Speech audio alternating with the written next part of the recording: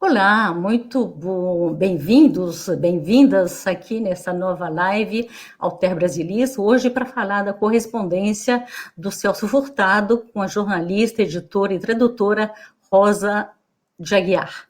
Muito boa tarde, Rosa, aqui em Boa Paris. tarde, muito boa tarde, Mazê, muito prazer estar aqui com você. Muito obrigada por ter aceito o nosso convite dessa participação para falar desse novo livro que está saindo, né?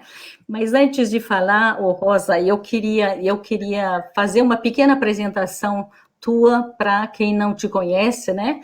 Então, você, Rosa Freire de Aguiar, é jornalista, como eu disse, correspondente em Paris nos anos 70 e 80, depois foi trabalhar no mundo da edição, como tradutora e editora, traduziu mais de uma centena de títulos de literatura e ciências humanas, do francês, mas também do espanhol e italiano. Você ganhou, entre outros prêmios, o da União Latina, o Jabuti, da Biblioteca Nacional, e edita a coleção Arquivos Celso Furtado, publicou já o Diários Intermitentes, em 2019, e agora Correspondência Intelectual de Celso Furtado, que a gente vai falar, é o nosso assunto. O Celso Furtado, que comemorou 100 anos de nascimento ano passado. Para quem não conhece, os jovens economistas, os jovens brasileiros, portugueses e o mundo, Celso Furtado é um dos maiores e importantes intelectuais brasileiros do século XX, doutor em economia pela Sorbonne, foi embaixador do Brasil na Comunidade Econômica Europeia, professor na Sorbonne aqui em Paris, economista, ministro, exilado durante a ditadura, em 64 a 85, foi professor da Sorbonne, como eu disse, aqui em Paris, na tentativa de explicar as causas do subdesenvolvimento brasileiro. Ele analisou a história econômica do Brasil e escreveu A Formação Econômica do Brasil, já em 59, o mais conhecido dos seus 30 livros que ele escreveu, né? Ele também trabalhou na CEPAL, que é a Comissão Econômica para a América Latina, quando ele volta formado doutor aqui em Paris, ele no Chile, 49, e ele trabalha também no Banco Nacional de Desenvolvimento Econômico, criou a SUDENE, que é a Superintendência de Desenvolvimento do Nordeste, a pedido do então presidente Juscelino Kubitschek, e ele também vai ser o ministro do Planejamento de João Goulart, e que é o responsável, idealizou o plano trienal. É grande, um intelectual, fazia parte da Academia Brasileira de Letras. Rosa Freire, você conheceu Celso Furtado aqui em Paris, em 78, viveu 26 anos na sua companhia. Como foi essa relação, esse desejo de mantê-lo vivo? Enfim, na verdade, quando eu vim para Paris em 73, né, como você falou, eu conheci Celso, eu já morava aqui uns 5, 6 anos, por aí, e quando ele faleceu, em 2004, eu herdei os arquivos dele. Os arquivos de Celso são muito, muito volumosos, muito substanciosos, digamos assim, né?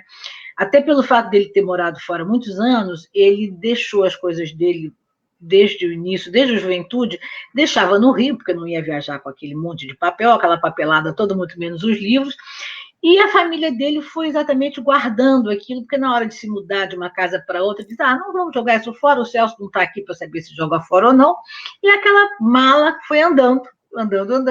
Finalmente, quando a gente vai para o Brasil, nós recebemos esses arquivos dele, e eu herdei esses arquivos. Bom, na verdade, eu achei que, quer dizer, uma das coisas pelas quais passava, digamos, o que me movia, o que me move, é que a obra de Celso chegue, ou pelo menos parte dela, chegue às novas gerações.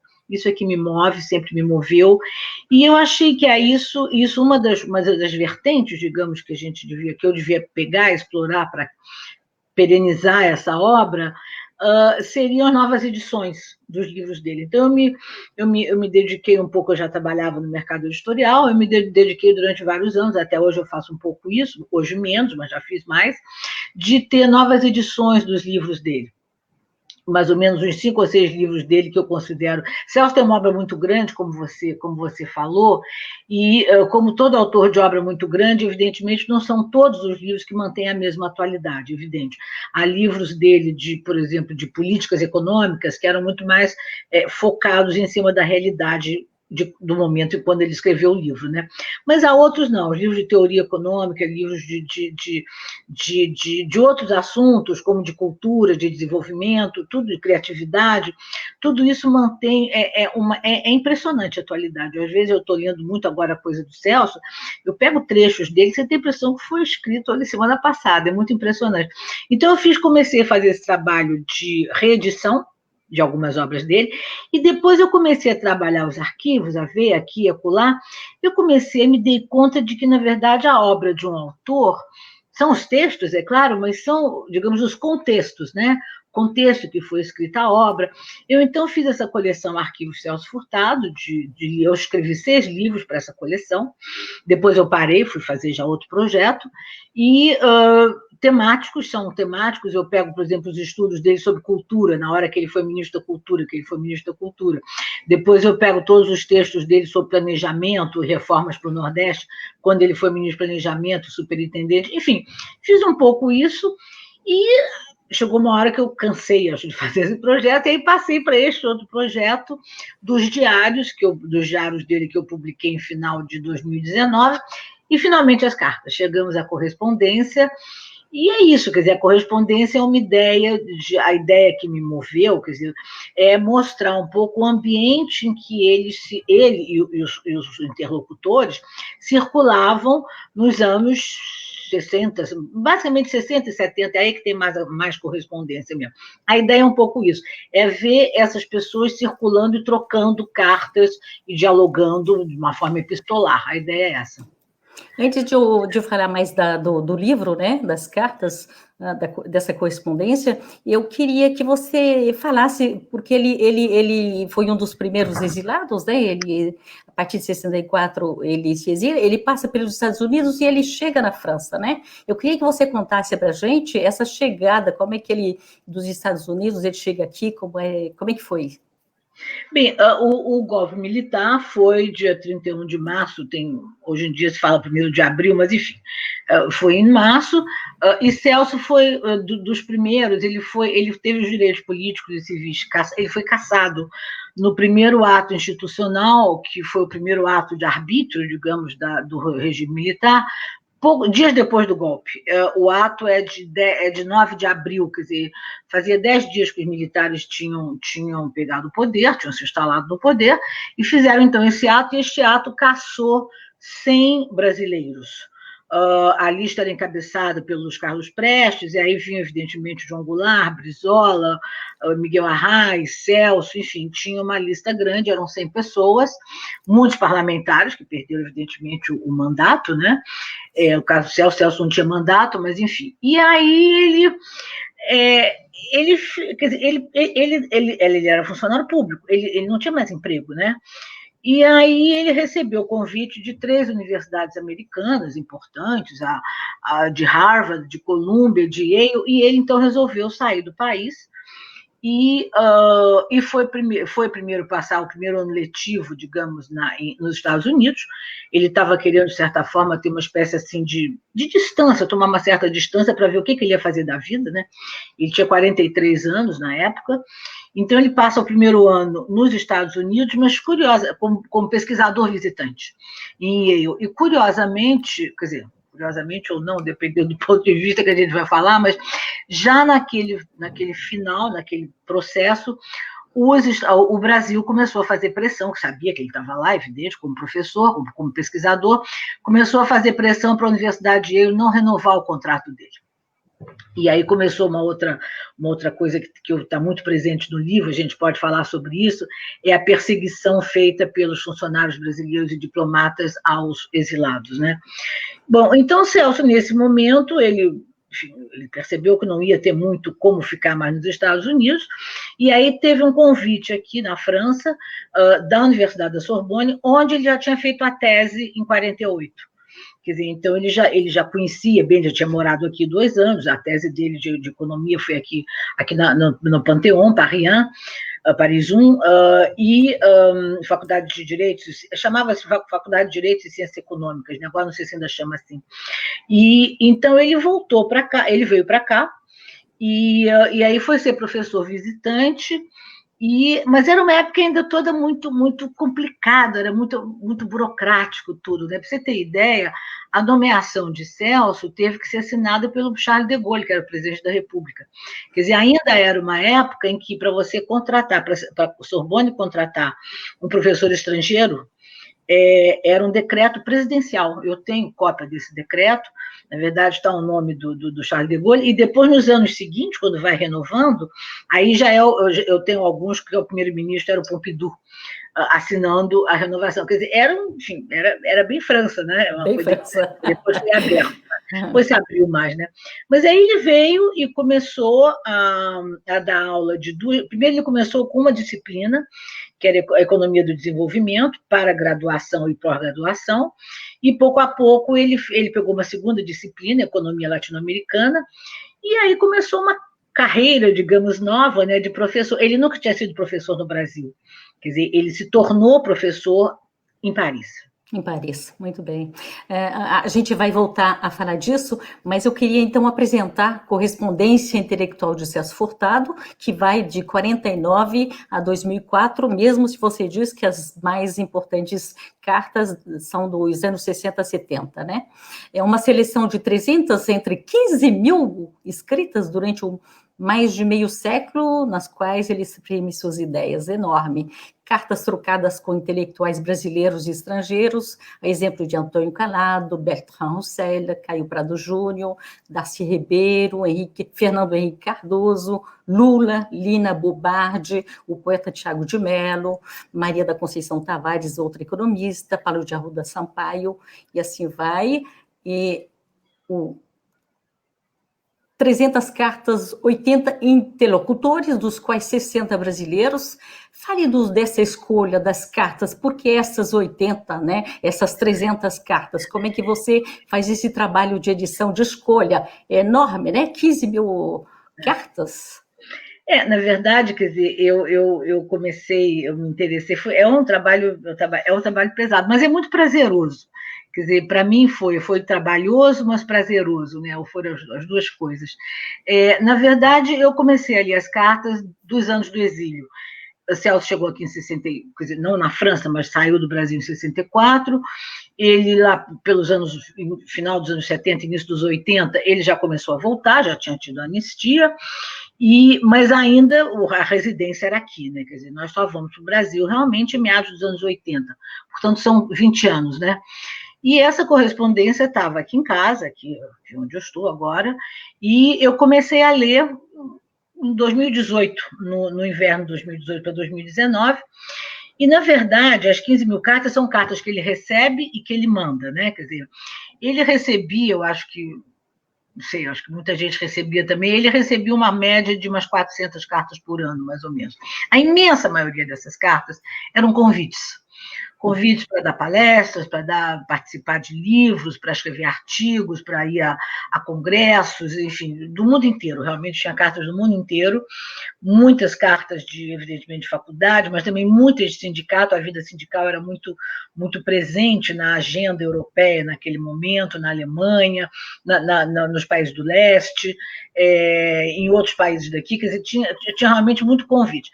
Os convites, não vou dizer que não sejam interessantes, claro que são, tanto mais para você ver quem ia falar com ele, né, nas palestras e nos congressos. Por exemplo, o Celso era muito conhecido quando ele sai do Brasil em 64, ele tinha uma circulação internacional muito grande.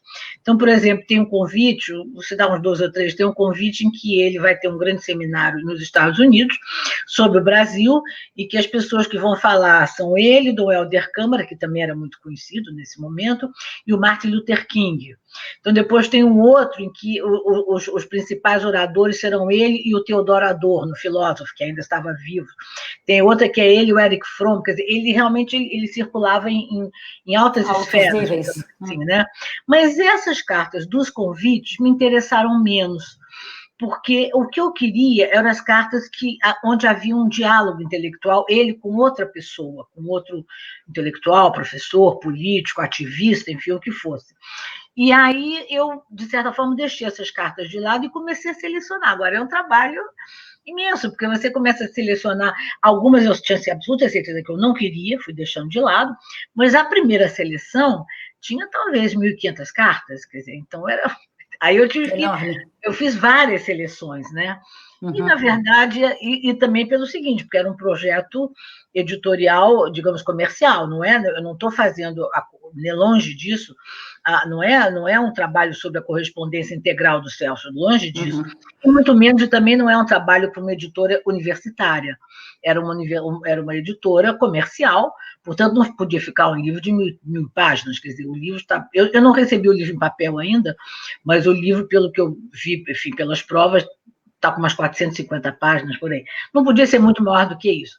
Então, eu tive Companhia das Letras está disponível no site da Companhia e nas livrarias já no Brasil. Aliás, como a gente pode ter alguém que esteja ouvindo daqui, nós conseguimos que a Amazon vendesse em outras moedas. Quer dizer, o livro, se quem entrar na Amazon francesa, na Amazon espanhola, pode comprar o livro em euro. O livro também está disponível na Amazon inglesa em libra, e na Amazon americana em dólar, e obviamente a Amazon brasileira, né? Em e-book, quer dizer, o e-book está circulando em várias moedas, digamos assim, né? Então a ideia foi essa, a ideia foi pegar esses interlocutores, foi naturalmente que eu fui pegando essas pessoas, porque de fato são os amigos e os companheiros e outros exilados com quem Celso teve muito contato e muitas cartas, num vai e volta, num ida e volta, de troca de ideias. As cartas são... Por isso é que eu pus o nome de correspondência intelectual, porque de fato é isso, quer dizer, e eles falam, isso que é um fascínio no livro, nas cartas, eles falam com uma absoluta sinceridade, franqueza, eles comentam o que eles estão fazendo de trabalhos intelectuais, o que o outro está fazendo, e fala para cá e fala para lá, diz as suas premissas sobre tal teoria não está certo, aí o outro responde.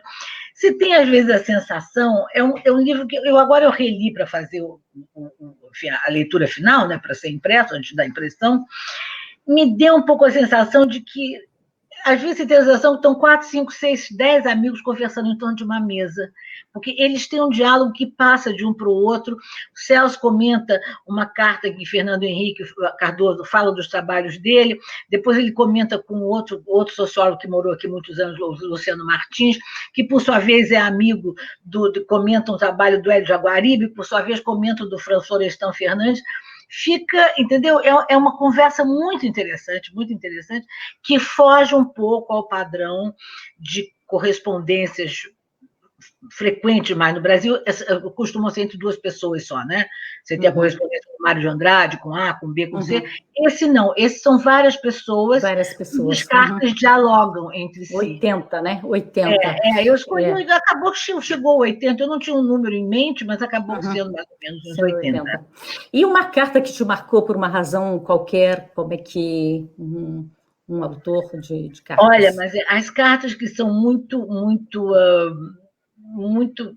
foram até algumas difíceis de atravessar, a meu ver, são as cartas desses anos do exílio. Quer dizer, eu queria falar uma palavrinha sobre o exílio, que eu acho o outro eixo muito importante desse livro. Esse livro tem essa peculiaridade, quer dizer, ele reúne dessas 300 cartas. Quem pegar o livro e ler com atenção vai ver que pelo menos umas 200 o Brasil está presente. O Brasil, evidentemente, era o Brasil na grande maioria das cartas, a partir dos anos 60, 70, 80, vai até o ano 2000, e ali a gente sente muito o que foi o peso do exílio. Você conhece bem esse assunto, né? Você trabalhou também com exilados brasileiros em Paris, né, na França, você conhece bem o que significou o exílio, né, para tantos brasileiros que tiveram que sair do país, né? em várias levas, digamos, né? Celso veio na primeira leva, se eu posso falar assim, a de 64, depois houve a de 68, em que com a AI-5 vários brasileiros tiveram que se exilar. Eu estou pensando agora, por exemplo, no físico José Leite Lopes, que saiu para os Estados Unidos, depois foi para Estrasburgo. Eu estou pensando nele porque tem uma correspondência muito grande com ele também. E depois a leva, digamos, de 73, quando vários brasileiros estavam no Chile e veio o golpe do Pinochet, e eles tiveram também que sair, né? Essas cartas, quer dizer, sobre os exilados são muito pungentes, porque você vê como é duro o exílio, como é difícil você chegar, sair do país, as dificuldades de toda a ordem, famílias divididas, problemas financeiros, esse é o problema que a gente vê em várias cartas, problemas também pessoais, o que você vai fazer? Você vai para o exílio, tem gente que nunca morou fora, tem gente que não fala a língua direito, você vai fazer o quê? Quer dizer, a complicação da vida burocrática, dos papéis, dos documentos, de você recomeçar uma vida. Por exemplo, o Celso veio, como eu te falei, ele tinha 43 anos. Tem uma carta que, para mim, é dos mais impressionantes desse que eu publiquei, do filósofo Álvaro Vieira Pinto. Ele saiu do Brasil em 64, quando houve o golpe, ele se asilou na Embaixada da Iugoslávia, no Rio de Janeiro, e conseguiu sair asilado para a Iugoslávia, né? Ainda chamava Iugoslávia, né? Foi para Belgrado e tem uma carta dele, ele era não tão mais velho do que o Celso, mas já estava em outro, se sentindo muito, muito, muito envelhecido, muito sem interesse pela vida, enfim, foi um choque muito grande, um baque muito grande para ele sair do país, né? Então ele diz, olha, eu estou sendo muito bem tratado, o Marechal Tito me deixou aqui provavelmente no melhor hotel de Belgrado, minha mulher e eu, mas e aí? Vou fazer o que aqui? Quer dizer, e aí ele fala um pouco do que ele sabe fazer, das línguas que ele fala um monte de língua, alemão, grego, o que você quiser. Mas e aí? Ele tem uma hora que ele diz, eu vou estudar servo-croata, essa altura da vida, com 50 e tantos, quase 60 anos, para dar aula de filosofia numa universidade de Belgrado, entendeu?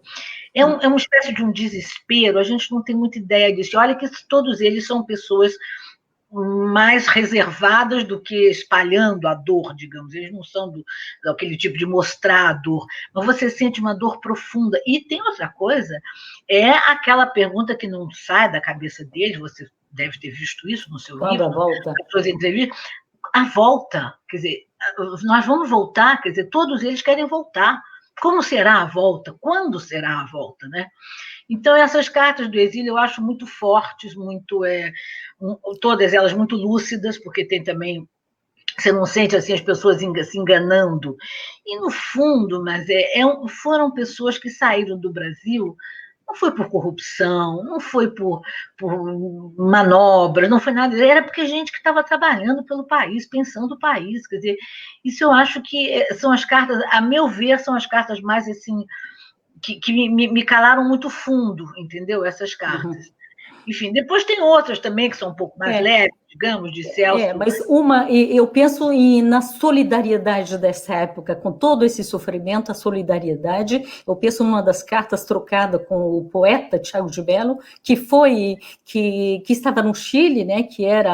E quando a ditadura, ele é adido cultural no Chile, e quando a ditadura, ele ajuda muita gente que chega no Chile naquela época, né? Mas no momento ele vai se encontrar quando o Chile, como você disse, vai ser tomado o poder uma vez mais, ele vai para a Argentina, né? E naquele momento a situação é muito delicada e ele escreve para o Celso pedindo ajuda financeira, né? E o Celso ajuda e depois ele recebe ajuda e ele divide essa ajuda com outras pessoas muito mais necessitadas lá. É enorme, né? O Tiago foi, na verdade, quando sempre tem essa coisa da solidariedade, você sempre tem alguém que organiza, digamos assim, né? Quando os primeiros exilados brasileiros vão para o Chile, na verdade, Tiago tinha acabado enfim, ele era adido cultural na época do Jango, ele inclusive morava na casa do Neruda, conhecia um monte de gente e abriu muitas portas para as pessoas, ele fez contato e tal.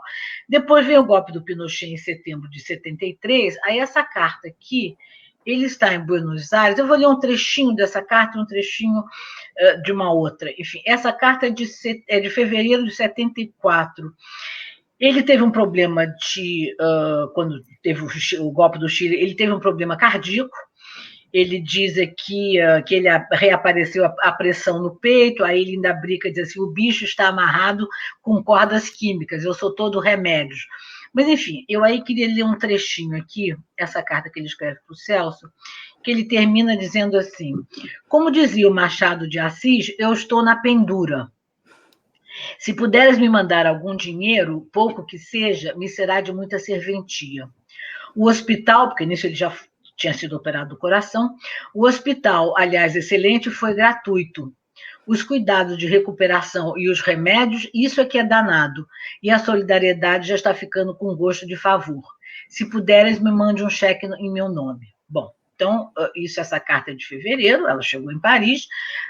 2 meses depois, Celso responde a ele, manda o dinheiro, e aí em abril, quer dizer, 3 meses depois, tem outra carta dele também, de Buenos Aires, do Tiago de Mello, dizendo, Celso velho, rei do Nordeste que virá. O Tiago tinha sempre essa fala assim bonita. Recebi e agradeço a tua ajuda solidária, que te digo bem empregada. Como chegou às minhas mãos com um atraso que não se deve ao teu gesto solícito, mas aos intrincados caminhos da burocracia bancária, eu pude, com alegria, estendê-la a alguém que estava partindo e que necessitava mais do que eu. Você, pelo menos, me deu essa alegria, a de servir com humildade a quem mais precisava. O cabra merecia, e podia e devia saber de onde vinha a ajuda. Muito obrigado. Quer dizer, de fato, isso é uma mostra muito clara, né, da solidariedade uma solidariedade, a financeira, sem dúvida, houve de vez em quando, mas era mais uma solidariedade de conseguir um lugar na universidade, de conseguir, quer dizer, de as pessoas conseguirem ter um emprego, ter uma forma de vida, né? Isso que foi, isso é muito bonito nessas cartas. Eu acho que que eu acho importante conhecer, né? Mas é porque a gente está num momento nesses tempos atuais é importante. Eu queria, nessa época, nessa 60, 70, a gente sabia que existia muita censura. O Brasil está sob regime militar, tem muita censura, é muito difícil trazer e levar coisas, né? A América Latina está toda sob ditadura. Como é que ele teve censura? Como é que acontecia essas trocas nesse período tão difícil? Curioso que tem algumas cartas que dizem assim, esta é a segunda carta que eu estou te mandando, exatamente cópia da primeira, eu mandei a primeira pelo correio, mas com medo de que ela possa ter sido censurada, porque o correio está abrindo as cartas, então eu estou mandando por um portador. E eu me lembro ainda quando eu cheguei, a coisa de você achar um portador para levar a carta em mãos era uma tranquilidade, porque havia certos assuntos quer dizer, o correio, se eu bem me lembro, a censura postal no Brasil veio um pouquinho antes do AI-5, quer dizer, lá para 60, eles chegaram ao poder em 64, lá para 67 deve ter começado. Ali pode até dizer que não necessariamente elas eram censuradas, mas elas ficavam num canto, ninguém mandava, vinha carta para a França e tal, as pessoas não entregavam. Então, o Celso tem várias cartas, curiosamente, que a pessoa diz, eu estou mandando por portador, porque por portador eu tenho certeza que chega, né? Agora, o que eu acho que a censura foi mais cruel, não sei se a palavra é censura, mas eu digo a ação dos militares contra os exilados, aí eu acho que foi mais cruel, através de picuinhas, de mesquinharias, entendeu? De você não dar um visto para o passaporte, de você não dar uma certidão de nascimento para as crianças que nasceram no exílio, de você criar caso. Celso teve, e olha que Celso estava muito bem, comparado, não há comparação possível dele com outros exilados. Quer dizer, ele estava com emprego na França, ele publicava em grandes revistas da França no momento, ele estava publicando também livros por editoras muito conhecidas, quer dizer, ele estava num nível muito alto, digamos assim. Mesmo assim, o governo brasileiro não parava de fazer picuinha quando pudesse. Quer dizer, 2 ou 3 vezes ele não pôde viajar, porque o passaporte dele, brasileiro, que ele nunca pediu asilo, né? Brasileiro, ele tinha que pedir ao consulado, se ele quisesse passar férias na Itália, no verão, ele tinha que pedir autorização para o consulado para deixar o passaporte dele ser válido, que chamava extensão de passaporte, para eles estenderem o passaporte a mais um país, no caso, a Itália, né? E por aí ia. E uns 2 ou 3 convites que Celso recebeu, entre um deles feito por um grande historiador naqueles anos, e sempre, que é o Fernando Rodella. Celso não pôde ir porque o consulado não dava a extensão de passaporte.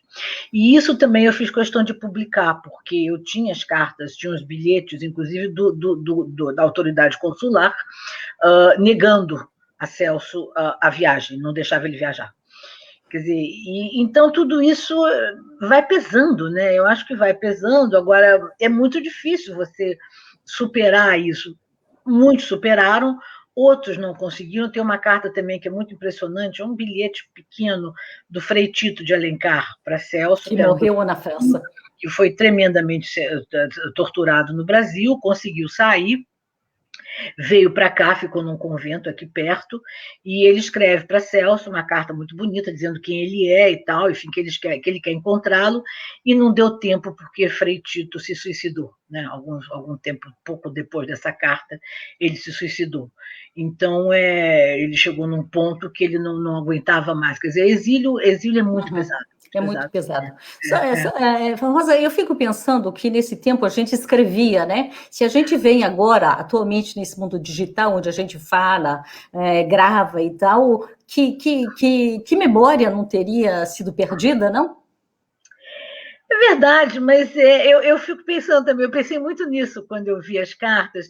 Por exemplo, quando o Celso sai, alguns amigos dele que ficaram lá escrevem para ele o que está acontecendo no Brasil, né? Os desdobramentos primeiros iniciais do golpe. São cartas impossíveis hoje. O Luciano Martins, o Hélio de Aguaribe, eu me lembro desses dois, eles escrevem verdadeiros ensaios. Aliás, é uma beleza as cartas dos dois, explicando logo assim, meses depois do golpe, o que foi o golpe militar, como eles estão vendo. São cartas de 3, 4 páginas, quer dizer, isso é impensável hoje, né? Impensável. Agora, eu não sei quer dizer, se é uma perda, quer dizer, porque no fundo você se expressa de outra forma. Talvez hoje fosse um artigo para uma revista eletrônica. Enfim, é claro que não é a mesma coisa você ter uma conversa mais pessoal, né? Porque quando esses que eu estou falando, esses interlocutores escrevem para Celso, eles põem um lado muito pessoal. O meu amigo tal, o fulano e tal, conta umas coisas pessoais que não dá para você pôr, quer dizer, talvez nas redes sociais. Agora, mudou, né? De qualquer maneira, é fascinante você ver as cartas, nem fisicamente, né? A própria carta, o papel, pois é. O papel timbrado, é muito bonito. Eu gostei muito, é muito interessante isso. Rosa, como você disse, ele escrevia artigos, né? Mas as obras deles foram traduzidas aqui na França, né? Aqui na França, em várias. Conta um pouco como é que foi, como é que é traduzido e como é que, talvez, se você tem conhecimento, de como é que é usado, né? Ele que foi um estudioso do desenvolvimento, de estudar como é que foi, como sair do subdesenvolvimento, né? Bem, Celso, na verdade, a obra dele é basicamente uma obra de economista, né? E de economia. Agora, ele tem uma característica, eu acho, como intelectual, como pessoa, ele tinha, eu acho que isso é um dom, é um talento, para pensar globalmente, quer dizer, ele sempre pensou globalmente, quer dizer, ele sempre teve uma visão ampla dos problemas, ele nunca ficou muito focado só na economia. Por exemplo, você está falando do desenvolvimento, ele se considerava um teórico, ele achava que a contribuição dele importante, mais significativa para a economia, tinha sido a teorização do subdesenvolvimento.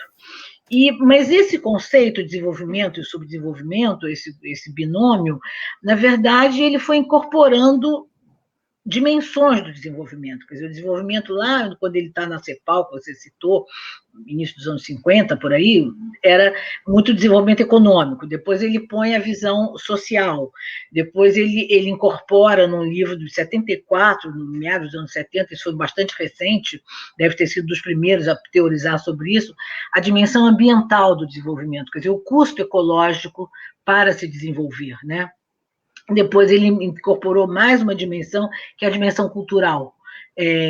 você vai se desenvolvendo, mas até onde tem que ser com a cultura do seu lugar, quer dizer, a dimensão cultural dando suporte, e se não sendo o fulcro de qualquer projeto de desenvolvimento.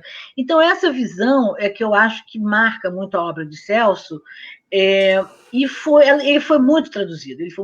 Formação Econômica do Brasil, que não é o livro dele mais traduzido, está traduzido em 12 línguas. O mais traduzido dele é um livro sobre a América Latina, chamado Economia Latino-Americana. Esse deve ter traduzido umas 15 línguas. Ele teve muitas obras traduzidas, muitas obras. Agora, eu não sei se hoje, eu te digo que eu não acompanho muito, quer dizer, eu acompanho, sim, as teses que são feitas sobre ele, há várias teses de doutorado, de mestrado, enfim, trabalho, isso tudo há muito. Agora, a situação das obras dele, quer dizer, se estão circulando, se não estão, eu acompanho pouco. Eu acompanho alguns títulos em língua espanhola, basicamente no México, alguns na Inglaterra, pelas universidades, enfim, editoras universitárias.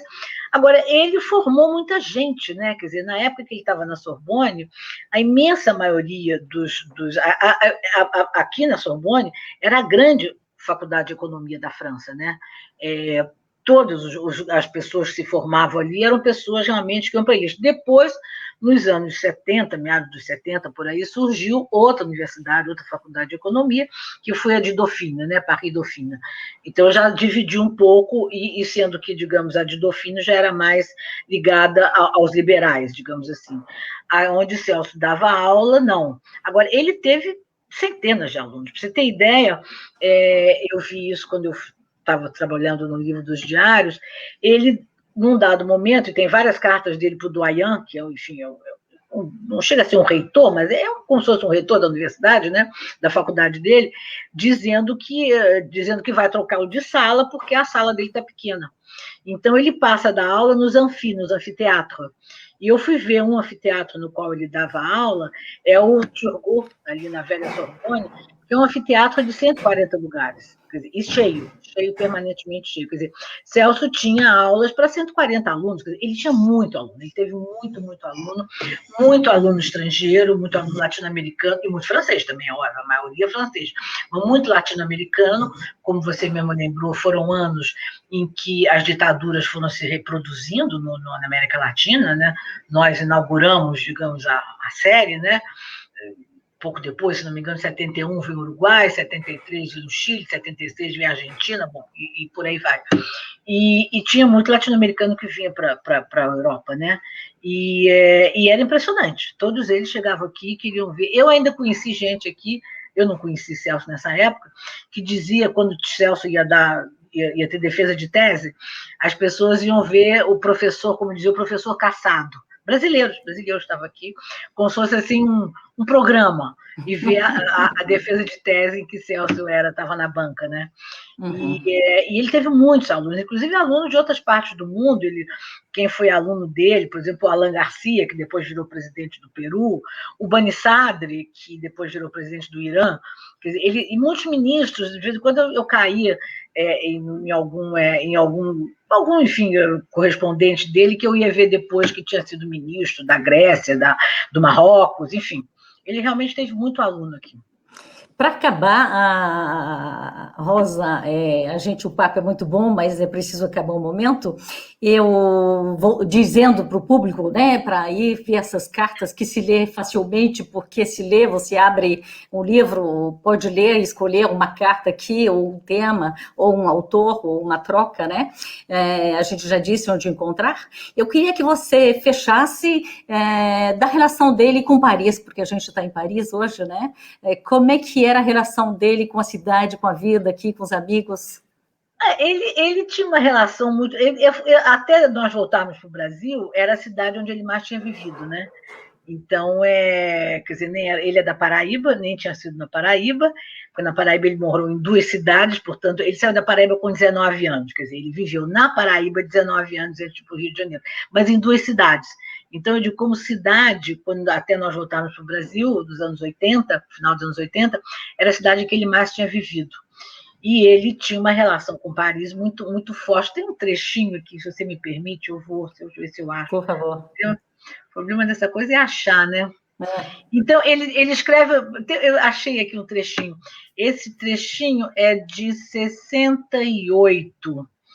Ele vai se integrando cada vez mais na França, né? Quer dizer, a coisa do exílio, ele vai já com um trabalho, enfim, um trabalho fixo na Sorbonne, se bem que o contrato era revisto uma vez por ano, quer dizer, sempre tinha aquela sensação, será que eu estou de passagem, será que eu sou um transeunte, será que eu já estou definitivo, né? Mas tem um trechinho aqui de uma carta que eu acho muito, muito saborosa, ele diz o seguinte: a vida em Paris é, sob muitos aspectos, dura, mas é como o amor de Swann, do Proust, né?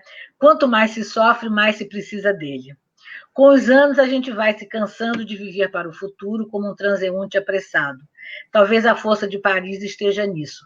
É uma espécie de tratamento de choque contra o esquecimento do presente. E existem pelo menos 3 aberrações nesta forma de viver parisiense que me seduzem imensamente. A primeira é a flânerie, andar sem objetivo por lugares que nos lembram alguma coisa e que permanece vivo em nós. A segunda é a causerie, a conversa sem compromissos em nenhum sentido, com o homem do bar, com o moço da livraria, pouco importa. E a terceira são as longas refeições, comer sem ter ideia de quando se vai terminar. Enfim, é um pouco isso a ideia, quer dizer, que ele enfim, mostra-se um pouco o que ele mais admira em Paris, ele está escrevendo para um amigo, né? Mas era um pouco isso. A Flânerie, com toda certeza, Celso sempre foi um andarilho, e a gente andava muito em Paris, de um lado para o outro, sempre, enfim, ele muito, a gente era muito do andar, né, em Paris, e que eu acho que é uma das graças da cidade, Andar, Paris, né? É andar, né, sair andando. Uhum. Era um pouco isso. Ele tinha uma ligação muito grande com Paris, porque foi onde ele estudou. Não, e tem mais, ele conheceu Paris ainda, porque ele veio para a guerra, ele esteve na guerra em 44, 45 na Itália, e teve um momento ali, quando a guerra já estava ganha, quer dizer, no verão de 45, ele conseguiu, ele ainda estava mobilizado, ele ainda estava como soldado na Itália, ele conseguiu uma escapada. Quer dizer, a escapada, digamos, em termos de sair da Itália, o major deixou. Mas o problema era conseguir o jipe e conseguir o combustível, e não era fácil, né?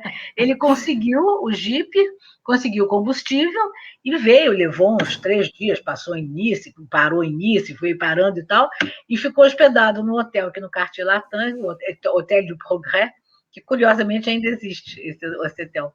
E então foi a grande descoberta dele, né? Ele descobriu Paris ainda na época da guerra, né?